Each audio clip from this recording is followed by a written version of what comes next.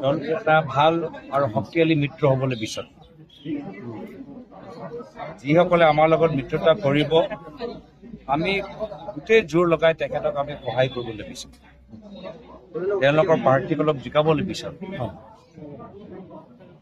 তো বেলেগক সহায় কৰাৰ আগত আমি প্ৰথমে নিজকে সবল কৰিব লাগিব।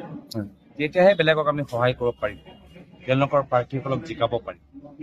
তো সেইকাৰণে এজন ভাল মিত্ৰ হিচাপে হ'বলৈ হ'লে আমি নিজকে শক্তিশালী কৰিলেহে আমি পৰৱৰ্তী দিনত বিৰোধী আমাৰ দলৰ লগত মিত্ৰতা কৰি তেওঁলোকক সহায় কৰাৰ চিন্তা বা তেওঁলোকৰ কথাবোৰ আমি পাতিম। অনাগত দিনত কাৰ্বি আংলঙত এলাইন্স হ'বনে আপোনালোকৰ APCLCৰ লগত?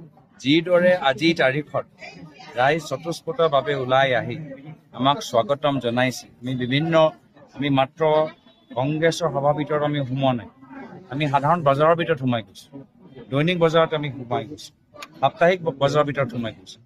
ৰাইজে যিদৰে আমাক স্বাগতম জনাইছে, ৰাইজে আজি সৰু দোকানী যি নিজৰ কথাবোৰ কৈছে, কিমান সমস্যা, এটা সৰু ব্যৱসায় চলাবলৈ কিমান কষ্ট তেওঁলোকে পাইছে, সকলোৱে আজি কংগ্ৰেছ দলটোক বিচাৰিছে। আজি কাৰ্বি আংলঙৰ ভিতৰত আহি মই দেখা পাইছোঁ যে সাধাৰণতে যিসকলে আমাৰ পৰা আঁতৰত থাকে এইকেইটা দিন আমাৰ লগত কাষ চাপিছে। যোৱাকালি লখিমপুৰত খেতিপথাৰত যেনেকৈ বুলডোজাৰ চলোৱা হ'ল চৰকাৰৰ প্ৰশাসনে, এই বিষয়ে কি ক'ব? চাওক, চৰকাৰ হ'ল মাত্ৰ মামা মামী আদানী আৰু আম্বানী। য'ত তেওঁলোকৰ মাটি লাগে তেওঁলোকে ফৰেষ্ট লেণ্ড, চৰকাৰী land, tribal land, 6 Schedule land এইবোৰ চব একো নেদেখে আৰু উচ্ছেদ কৰিব দুখীয়া মানুহক।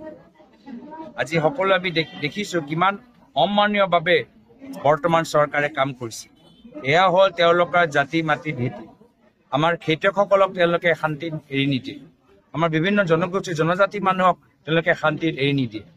মাত্ৰ তেওঁলোকৰ ক্ষমতাৰ প্ৰতি ইমান তেওঁলোকৰ অহংকাৰ আজি মূৰত সোমাই গৈছে আৰু সেইকাৰণে তেওঁলোকৰ ৰাজত্ব আমি শেষ কৰিম অহা বছৰ বিধানসভা।